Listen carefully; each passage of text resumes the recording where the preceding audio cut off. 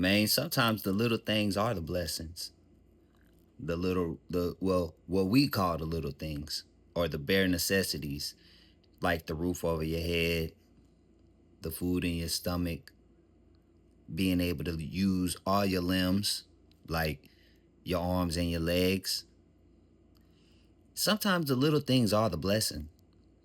And one thing that always reminds me of that, like today, when I had to go to the VA and give my little blood and stuff like that, and I'm sitting there waiting, and I'm looking at these other veterans and these people that have given their lives in exchange for people that it's obvious don't care.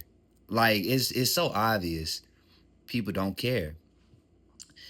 You see the one leg guy in the wheelchair trying to hustle up through the store and complaining and just mad at the world, and you're not realizing that that man went to war, got his leg blown off, wife left him, barely making it every day, holding his sanity. You know what I'm saying? Like it's just so much, and it's stuff like that that just makes me stay humble. And when people be like, "Oh man, all that stuff happened to you in your life. How do you still remain like on God's side through it all? How do you still remain humble and like not wishing harm on people or just out here crashing out and stuff like that?" And I look at it's because I'm a veteran. It's because I've gone to war and I was lucky enough not to come back like some of my battles. It's because I see where God's blessed me at in my life to make it through struggles that other people wouldn't been able to endure, or to make it out of situations unscathed while others lost their life. So I that's my reason to remain humble to God. Like that's proof in the pudding for me. I wasn't, if I'm gonna be honest with you, when I went to Afghanistan back in 2009 at 22 years old, 21, 22 years old, I wasn't supposed to come back. My stepmother had a dream. I got killed over there. And I ended up having swine flu, H1N1. It was all different type of stuff. And I made it back.